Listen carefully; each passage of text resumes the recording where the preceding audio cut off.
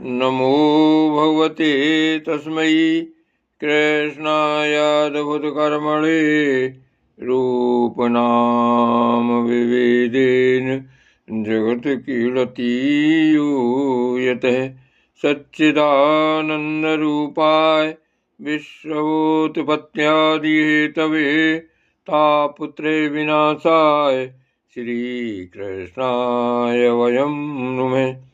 श्रीमद्भागवत महापुराण एकादश स्कंध अध्याय 5वां। भक्तिहीन पुरुषों की गति और भगवान की पूजा विधि का वर्णन।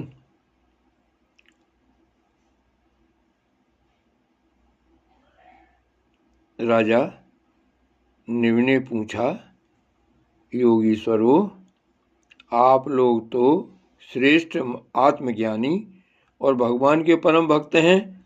कृपया करके यह बतलाइए कि जिनकी कामनाएं शांत नहीं हुई हैं, लौकिक पारलौकिक भोगों की लालसा मिटी नहीं है और मन एवं इंद्रियां भी बस में नहीं हैं, तथा जो प्राह भगवान का भजन भी नहीं करते, ऐसे लोगों की क्या गति होती है।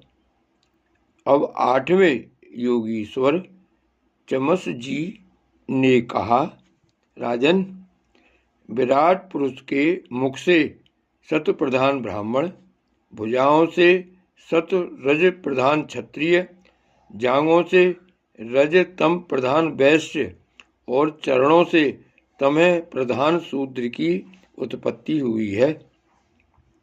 उन्हीं की जांघों से गृहस्थाश्रम, हृदय से ब्रह्मचर्य, बच्चे स्थल से वानप्रस्थ और मस्तक से संन्यास, ये 4 आश्रम प्रकट हुए हैं।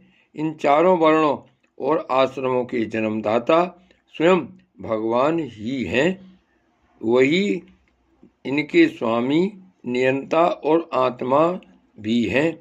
इसलिए इन वर्ण और आश्रम में रहने वाला जो मनुष्य भगवान का भजन नहीं करता, बल्कि उल्टा उनका अनादर करता है, वह अपने स्थान, वर्ण, आश्रम और मनुष्य योनि से भी च्युत हो जाता है, उसका अधः पतन हो जाता है। बहुत सी स्त्रियां और शूद्र आदि भगवान की कथा और उनके नाम कीर्तन आदि से कुछ दूर पड़ गए हैं। वे आप जैसे भगवत भक्तों की दया के पात्र हैं। आप लोग उन्हें कथा कीर्तन की सुविधा देकर उनका उद्धार करें। ब्राह्मण, क्षत्रिय और वैश्य जन्म से, वेदाध्ययन से तथा यज्ञोपवीत आदि संस्कारों से भगवान के चरणों के निकट तक पहुंच चुके हैं। फिर भी वे वेदों का असली तात्पर्य न समझकर अर्थवाद में लगकर मोहित हो जाते हैं। उन्हें कर्म का रहस्य मालूम नहीं है। मूर्ख होने पर भी वे अपने को पंडित मानते हैं और अभिमान में अकड़े रहते हैं। वे मीठी मीठी बातों में भूल जाते हैं और केवल वस्तु शून्य शब्द माधुरी के मोह में पड़कर चटकीली भड़कीली बातें कहा करते हैं। रजोगुण की अधिकता के कारण उनके संकल्प बड़े घोर होते हैं। कामनाओं की तो सीमा ही नहीं रहती। उनका क्रोध भी ऐसा होता है जैसे सांप का। बनावट और घमंड से उन्हें प्रेम होता है। वे पापी लोग भगवान के प्यारे भक्तों की हंसी उड़ाया करते हैं। वे मूर्ख बड़े बूढ़ों की नहीं, स्त्रियों की उपासना करते हैं। यही नहीं, वे परस्पर इकट्ठे होकर उस घर गृहस्थी के संबंध में ही बड़े बड़े मनसूबे बांधते हैं जहाँ का सबसे बड़ा सुख स्त्री सहवास में ही सीमित है। वे यदि कभी यज्ञ भी करते हैं तो अन्न दान नहीं करते, विधि का उल्लंघन करते और दक्षिणा तक नहीं देते। वे कर्म का रहस्य न जानने वाले मूर्ख केवल अपनी जीव को संतुष्ट करने और पेट की भूख मिटाने, शरीर को पुष्ट करने के लिए बेचारे पशुओं की हत्या करते हैं। धन, वैभव, कुलीनता, विद्या, दान, सौंदर्य, बल और कर्म आदि के घमंड से अंधे हो जाते हैं तथा वे दुष्ट उन भगवत प्रेमी संतों तथा ईश्वर का भी अपमान करते रहते हैं। राजन, वेदों ने इस बात को बार बार दोहराया है कि भगवान आकाश के समान नित्य निरंतर समस्त शरीरधारियों में स्थित हैं।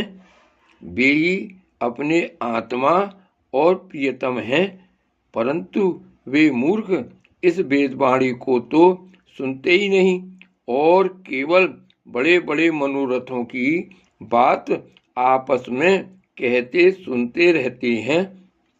वेद विधि के रूप में ऐसे ही कर्मों के करने की आज्ञा देता है जिनमें मनुष्य की स्वाभाविक प्रवृत्ति नहीं होती।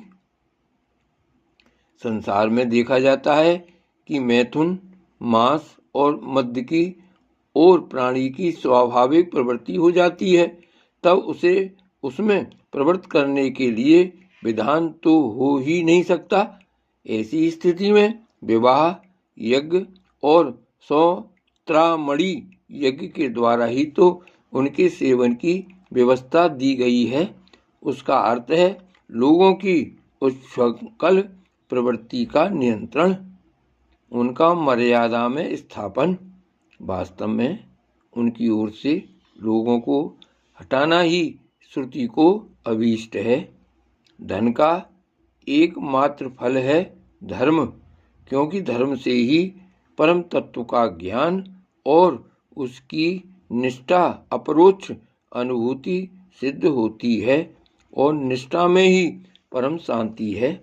परंतु यह कितने खेद की बात है कि लोग उस धन का उपयोग घर गृहस्थी के स्वार्थों में या काम भोग में ही करते हैं और यह नहीं देखते कि हमारा यह शरीर मृत्यु का शिकार है और वह मृत्यु किसी प्रकार भी टाली नहीं जा सकती।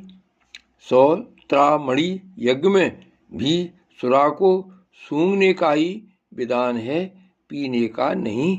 यज्ञ में पशु का आलभन स्पर्श मात्र ही वेद है, हिंसा नहीं।